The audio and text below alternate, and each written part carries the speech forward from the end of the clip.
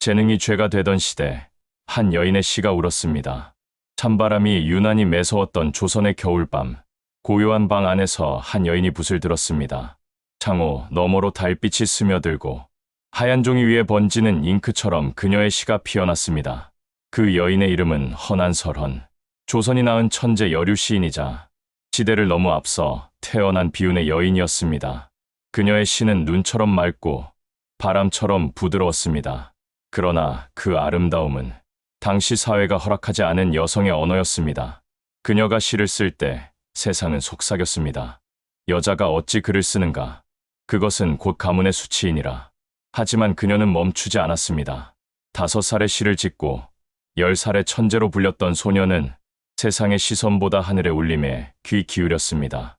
그녀의 글에는 봄의 들꽃 같은 섬세함과 겨울의 눈발 같은 고독이 함께 담겨 있었습니다. 눈 속에 핀 매화처럼 내 마음 또한 차디찬 세상 속에서 홀로 피어나리. 허난설헌의 재능은 축복이 아니라 형벌이었습니다. 그녀의 시는 세상을 감동시켰지만 그 세상은 그녀를 감당하지 못했습니다. 그녀는 사랑받지 못한 아내였고 이해받지 못한 시인이었습니다. 그러나 그 누구도 부정할 수 없는 천재였습니다. 그녀의 붓끝에서 피어난 한 줄 한 줄의 시는 400년이 지난 오늘에도 여전히 우리 마음을 울립니다. 허난설헌, 그녀는 시대가 허락하지 않은 목소리로 여성의 운명을 시로 기록한 최초의 이름이었습니다. 그녀의 시는 조용했지만 그 침묵의 울림은 지금도 우리의 가슴 속에서 천천히 메아리 칩니다. 유년기, 천재의 탄생. 허난설헌은 1563년 강릉의 명문가에서 태어났습니다. 그녀의 집안은 학문과 문예로 이름 높았지요.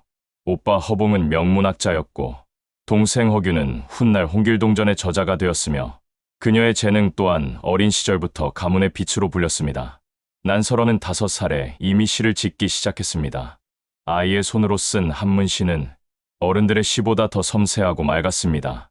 그녀는 새벽의 바람, 봄날의 꽃이, 심지어 비 내리는 소리에서도 운율을 느꼈습니다.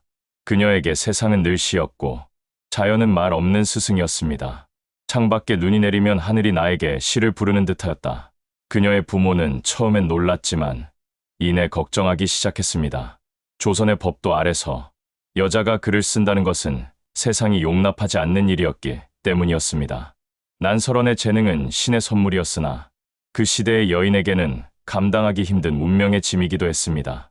그녀는 어린 나이에 이미 한 시를 자유롭게 구사했습니다. 하늘과 구름을 노래하고 달빛에 서린 외로움을 읊었습니다. 그녀의 시에는 유년기의 순수함보다 이상할 만큼 깊은 고독이 깃들어 있었습니다. 달빛은 고요하고 마음은 차다. 세상은 나를 향해 웃지만 나는 그 웃음이 두렵다. 난설헌의 천재성은 그녀를 세상과 멀어지게 했습니다. 같은 또래의 여인들이 바느질과 자수를 배우던 시간, 그녀는 시경을 읽고 도연명과 이백을 외웠습니다. 그녀의 세상은 책과 시로 이루어졌고 그녀의 친구는 바람과 달, 그리고 종이 위의 글자들이었습니다. 그러나 그 자유는 오래가지 못했습니다. 12살이 되자 집안의 어른들은 그녀의 시를 금했습니다. 여자가 글을 써서는 안 된다. 그녀의 방에는 시집 대신 자수가 놓였고 붓 대신 바늘이 놓였습니다. 하지만 그녀는 몰래 붓을 잡았습니다. 밤이 깊어 모두 잠들면 달빛 아래에서 종이를 펼치고 시를 썼습니다. 그녀에게 시는 단순한 재능이 아니라 살아있음의 증거였기 때문이었습니다. 나는 시를 쓰지 않으면 죽을 것 같았다. 그녀의 시는 이미 세속을 초월한 경지에 닿아 있었습니다. 14살 때 지은 시 한 편이 아버지의 친구들에게 전해지자 그들은 입을 모아 감탄했습니다. 이 아이의 글은 하늘의 향기를 머금었구나. 그러나 난설헌의 얼굴에는 미소 대신 그림자가 드리워졌습니다. 그녀는 알았습니다. 자신의 재능이 칭송받을수록 그 재능은 자신의 족쇄가 될 것이라는 것을. 그녀는 그때 이미 여성으로 태어났다는 이유만으로 자신의 시가 세상에 나아가지 못하리라는 것을 느꼈습니다. 그러나 그녀의 붓은 멈추지 않았습니다. 그녀의 손끝에서 흘러나온 한 줄 한 줄의 시는 훗날 세상을 넘어 조선을 대표하는 문학의 꽃이 될 것이었습니다. 혼인과 억눌림, 천재의 감옥. 허난설헌은 16살의 나이에 안동 김씨 가문으로 시집을 갔습니다. 당시 조선 사회에서 혼인은 여인의 운명을 결정짓는 문이었습니다. 그 문은 그녀에게 새로운 세상을 열어주지 않았습니다. 오히려 시인이 아닌 순종하는 며느리라는 이름으로 그녀를 깊은 침묵 속으로 가두었습니다. 남편 김성립은 무관의 기질을 지닌 사람이었습니다. 학문이나 시문에 관심이 거의 없었고 허난설원의 재능을 이해하지 못했습니다. 그녀가 시를 쓰면 그는 차갑게 말하곤 했습니다. 지가 밥을 먹여주는가? 여자가 왜 그런 것을 하오? 시댁은 더욱 엄격했습니다. 여자가 책을 읽는 것조차 불경스럽게 여겼고 밤마다 등불을 켜고 글을 쓰는 며느리를 집안의 체면을 더럽히는 자로 보았습니다. 그녀의 붓은 세상의 빛을 향했지만 그 빛은 언제나 그녀의 방 안에서 꺼져야 했습니다. 허난설원은 그때부터 내면의 시인이 되었습니다. 시를 소리내어 읽지 않고 마음속에서 썼습니다. 한 줄의 시를 떠올리면 붓을 잡는 대신 마음에 새겼습니다. 그녀에게 시는 세상과의 대화가 아니라 자신을 지키기 위한 은밀한 순결이었습니다. 세상은 내 입을 막았으나 내 마음까지는 막지 못하였다. 그녀는 집안의 여인으로서, 어머니로서, 아내로서의 역할을 다해야 했습니다. 그러나 그 모든 의무는 그녀의 영혼을 갉아먹었습니다. 매일 반복되는 예절, 침묵, 순종의 날들 속에서 그녀는 점점 허난설원이라는 이름을 잃어갔습니다. 시를 쓸 수 없는 하루는 그녀에게는 호흡할 수 없는 밤과 같았습니다. 하지만 그녀의 재능은 꺼지지 않았습니다. 그녀는 부엌의 연기 속에서도 아이들의 울음소리 속에서도 시를 떠올렸습니다. 그녀는 세상에게 보이지 않는 곳에서 하늘과 대화를 나눴습니다. 그녀의 시는 이제 비밀스러운 기도문이 되었습니다.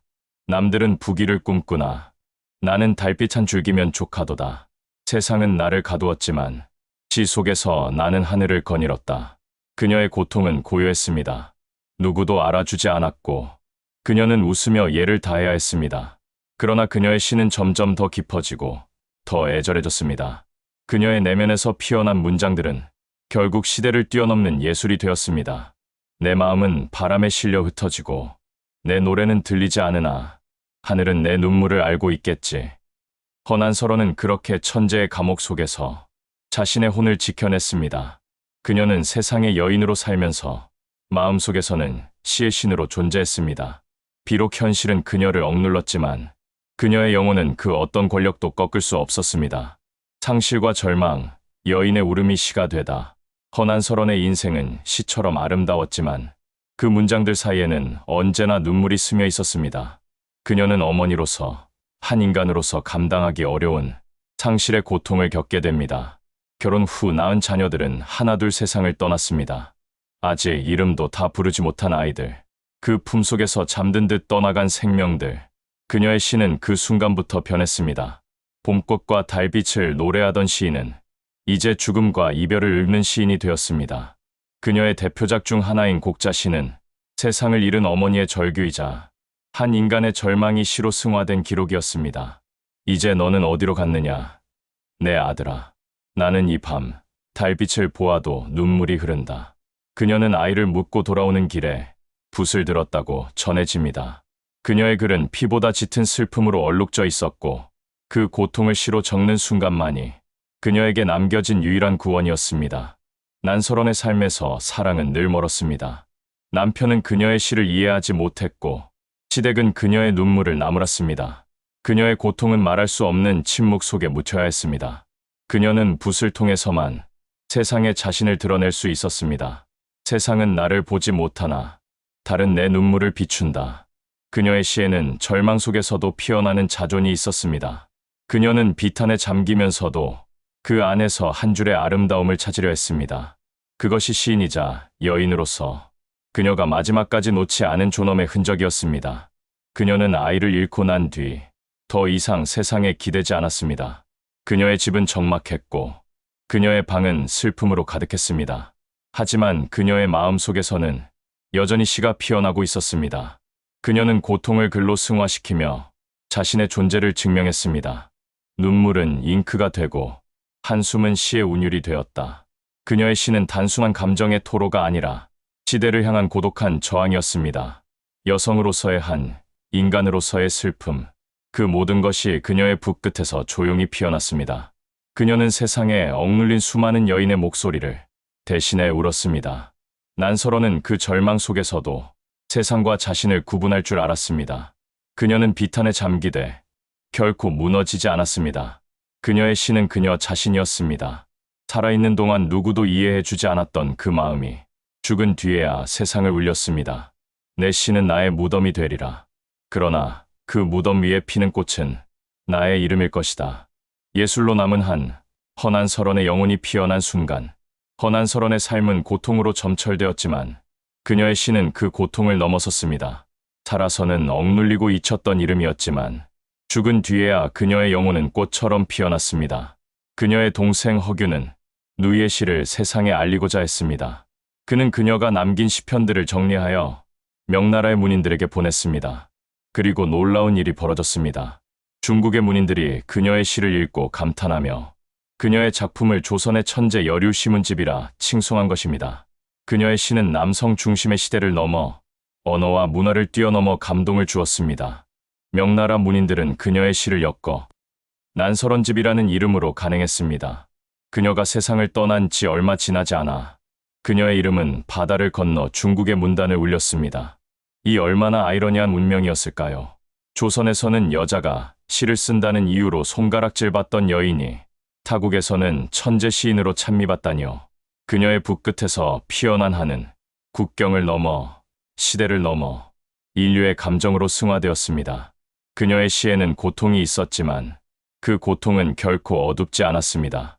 그것은 한 송이 매화처럼 겨울 속에서도 향기를 품은 슬픔이었습니다. 세상은 나를 이해하지 못하였으나 하늘은 나의 시를 기억하리라. 그녀의 시는 단지 슬픔의 기록이 아니라 존재의 선언이었습니다. 그녀는 한 인간으로, 한 여성으로, 그리고 한 예술가로서 자신의 고통을 글로 남겼습니다. 그 글들은 시간이 흐를수록 더욱 빛나 세기를 넘어 우리의 마음을 울립니다. 허난 설원의 예술은 그녀가 살던 시대를 심판했습니다. 그녀를 억압했던 사회는 사라졌지만 그녀의 시는 지금도 살아 있습니다. 그녀의 문장 속에는 억눌림을 견딘 인간의 아름다움이 있습니다.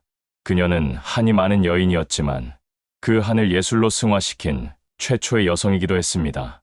그녀의 시는 단순한 감정의 토로가 아니라 조선 사회 속 여성의 존재를 증명하는 불멸의 목소리였습니다.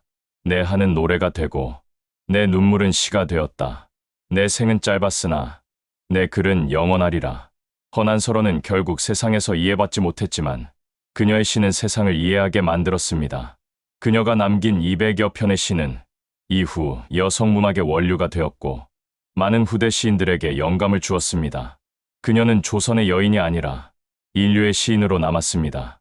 죽음과 전설, 눈 속에 쓰러진 난설원, 허난 설원의 생애는 마치 한 편의 시처럼 짧고 그러나 찬란했습니다. 27, 꽃이 가장 고운 나이에 그녀는 세상을 떠났습니다. 그녀의 죽음은 조용했으나 그 여우는 수백 년이 지나도 사라지지 않았습니다. 그녀의 마지막 나날은 깊은 고독 속에 흘러갔습니다.